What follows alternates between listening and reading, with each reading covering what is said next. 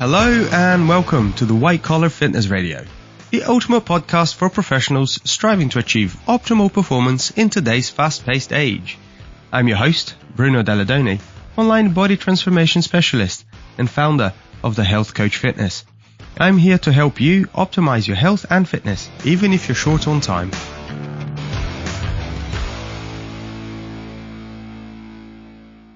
What's up, everybody? How are we doing? So today, before we get going, I have some exciting news. And that is, in the next month or so, coming up in the next few weeks, once every other week, we're going to have a video podcast. So obviously they'll be going out on YouTube. I'm in talks with a lady to hire a studio, so I can do that and then put that out once a fortnight for you guys. The idea is to have some people coming in, having a nice conversation, varying from other coaches, clients, normal people. And obviously the idea would be to explore some people's challenges with fitness as a whole, but also seeing how people implement that stuff into their daily lives. Clients that I've had success with, people that train regularly, and just how they prioritize those things, even though they have a family, even though they have real life challenges. Yes, exciting things coming. But for today, we're going to discuss why it is that the internet, Instagram, TikTok, is trash.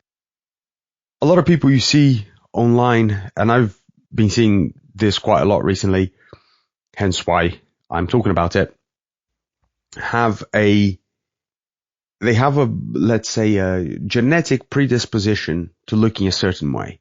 So you see a lot of people that have six packs, they're lean, they look athletic, they look strong, they look all these awesome things that we're all striving for. But that doesn't mean that they are healthy. And I think definitely for a lot of the people I'm talking to here, like normal people, yes, we want to look good, but we also don't want to be like some of these pro bodybuilders that are dying at the age of 40 because they've done so many steroids. It's important to realize that there is a bit of a discrepancy between looking athletic and strong and healthy and, in fact, being healthy. And this is something that obviously is very pervasive in the industry as a whole. And a prime example is, if you guys haven't looked at this or haven't seen it, haven't come across it, have a look at the Liver King. This dude has managed to con so many people out of their hard-earned cash. He made millions of dollars, and he's just a freak. Now, he wasn't necessarily genetics as such, although I'm sure he had some part to play, but that dude was on so many steroids. When it all exploded in his face, someone had found, whoever broke the news, basically found that he was spending I can't remember the figure exactly off the top of my head, but it was upwards of $10,000 on steroids a month. Think about that for a second. That is crazy towns.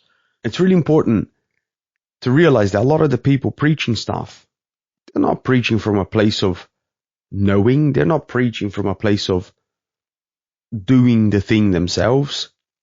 So just a bit of a background. The Liver King, he basically got people to eat raw offal and live this caveman lifestyle, promising that you would look like he did. And don't get me wrong, this dude was, I don't know, in his 40s, 50s, and he looked insane. He was in great shape. He was jacked. And for anyone that knew, anyone that looked at him, we all knew he was on juice. But he swore, he professed he was not. And if you joined his thing and you paid him his money, you could look just like him. And all these poor idiots fell for it, and they're eating raw pig's bollocks to try to look like this dude. And you think I'm joking. This is in fact a thing. This is a video he did. I don't know if it was pig's bollocks. It might have been bull's bollocks. I don't know. But he got a bunch of testicles in a massive bowl, poured some milk over them, and just started chowing down on them raw. The guy was a savage, but he swore he was not on steroids. And the reason he looked like he did, and he was strong as he was, because he was eating all this raw, awful stuff. And when it came out that he was in fact spunking 10 G's a month on steroids, a lot of people felt scammed. So he's just a prime example. He's like a big one that really obviously blew up in his face. He made a lot of money off of the back of this stuff. But there's many others. It doesn't take a lot for you to find people that have either just pure genetics. You see a lot of especially young influencers in their 20s or so who look fantastic. Guys with big shoulders, big chests, tiny waists, and a huge shredded six-pack. Or girls with a slim waist, large breasts, and an enormous ass. And unless their top area is enhanced, that's genetics. You can't do much about that. And again, some of them have genetic predisposition to having a large behind, from limb length to limb ratio to just naturally they have a large backside. Now, that's not to discard the fact that these people also probably train quite hard. That's not to poo-poo on their parade there. But it is to say that the internet does in fact lie.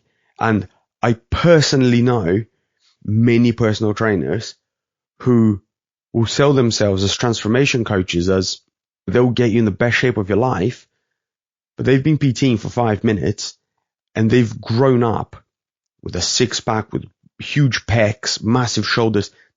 Genetically, they've never had an ounce of fat on them, and they are about to tell 50-year-old Betty with 3 kids, a full-time job, and an ill parent up 20, 40, 50 miles away, how to lose the Christmas weight.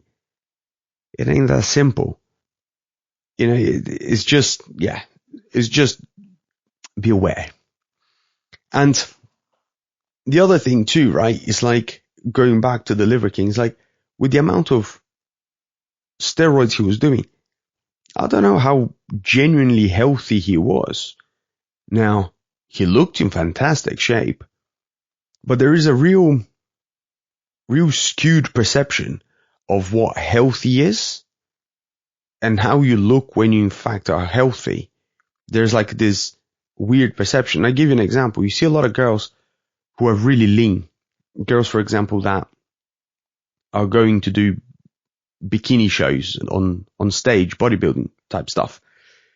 And they're not healthy. Like a lot of them, depending what category they're on, I would say all of them, but that's not for every category.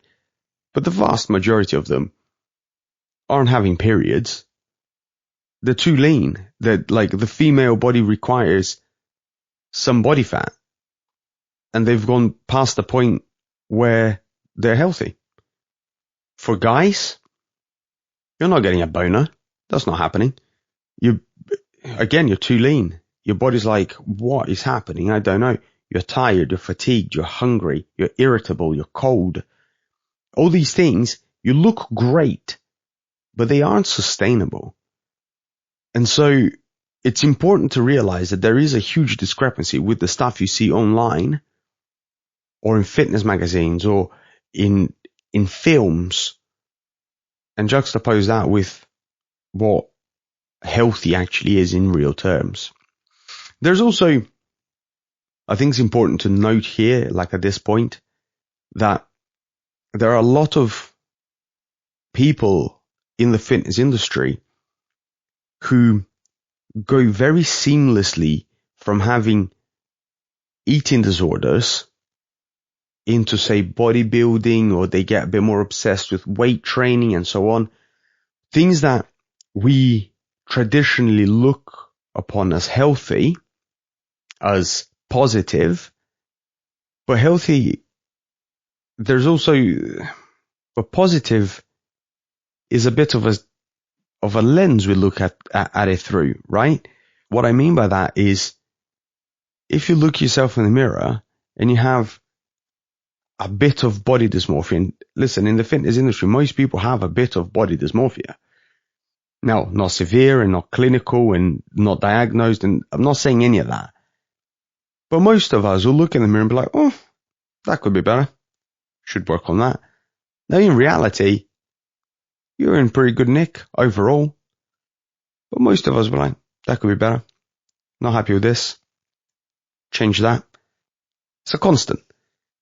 But some people that I know have genuinely transitioned from actual eating disorders into bodybuilding, and then all of a sudden it's perceived as okay because it's quote unquote the sport.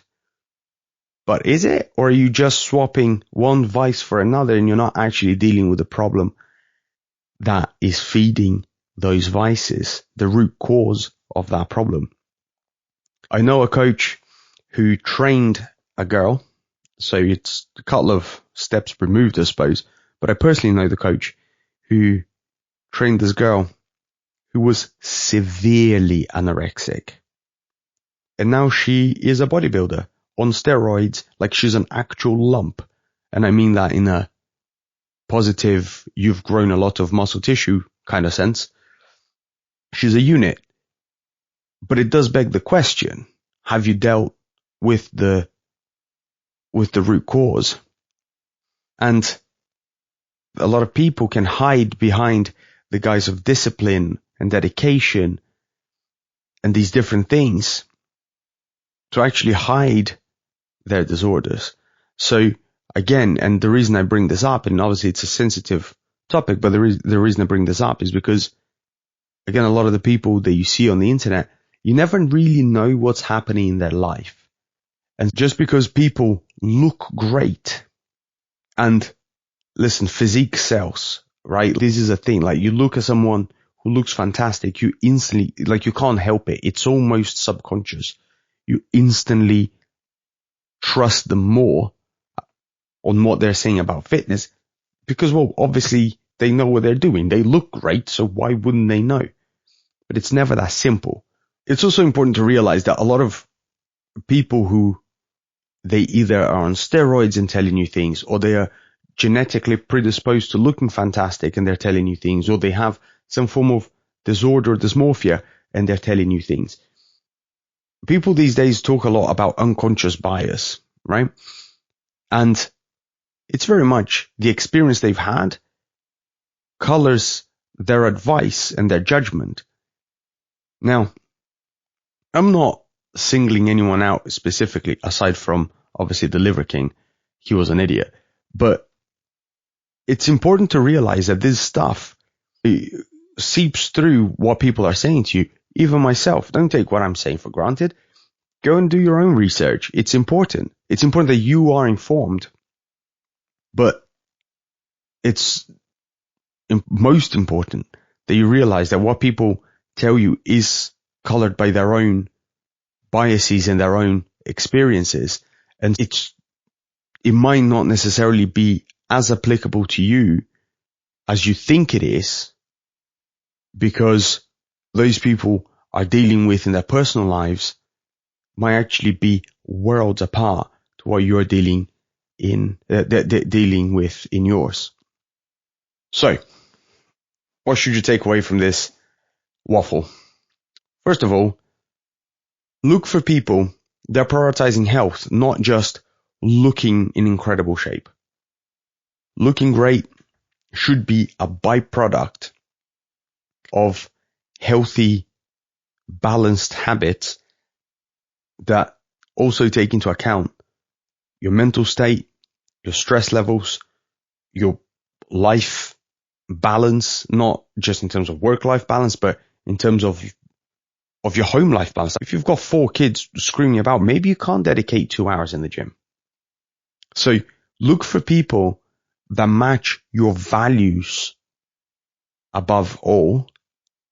And for people that maybe are challenging you in positive ways, but they still match your values. Okay, matching your values isn't necessarily, oh yes, they agree with me all the time. That isn't it. But it's important to find people that you can build trust in, not just because of how they look or anything like that, but because of the stuff they're saying, the stuff potentially they show you a little bit of the behind the scenes in their life, and you can see that the behind the scenes in their life slightly aligns slightly better with yours. Obviously, avoid people that push extremes. If anybody is telling you that it's your hormones instead of calories, if anybody's telling you to overhaul your diet completely and do stuff that's weird, if anybody's suggesting bizarre workout routines or bizarre, just block them, unfollow them. They're talking trash. It's pointless. Fitness shouldn't be about fitness, health, all of this stuff. It shouldn't be about how much you can overhaul your life in one go. It should be about how can you make incremental changes that have a big impact on your life. How can you pick the lowest hanging fruit, the thing that's easiest for you to change, that's going to make the biggest impact. And then you build on there, from there, once you have a bit of momentum. When you're looking for people and you're listening to them, just think, is what they're saying realistic for you? Can you do that? Again, if you're listening to a 21-year-old that maybe still a university or has just come out of university, doesn't have a proper job, aside from quote unquote influencing, and they're in fantastic shape, but they have all their hormones going for them, helping them along. Maybe they've got some good genetics too to boot. Is the advice relevant if you're 45 years old with 2 screaming children? Maybe not. Maybe it is. I don't know. But it's a value judgment that you have to make. And as always, focus on what you are doing. Have those incremental changes and push them. But make sure that they are challenging enough for where you are and no harder. Because what you don't want to do is you don't want to discourage yourself. Now, I obviously see this all the time at this time of year. People come in. We spoke a couple of weeks ago about Quitter's Day. This is exactly what happens. People come in, they throw the kitchen sink at it for 5 minutes, and then it goes too much. Well, of course, too much. You've been sat on the couch for 5 years, and now you want to train 6 times a week, twice a day. What do you think is going to happen? Push yourself just outside of your comfort zone and build from there, as opposed to throwing the kitchen sink and then not sticking to it for the long haul. So just to recap, guys, finding someone that looks great physique, it doesn't equal good health.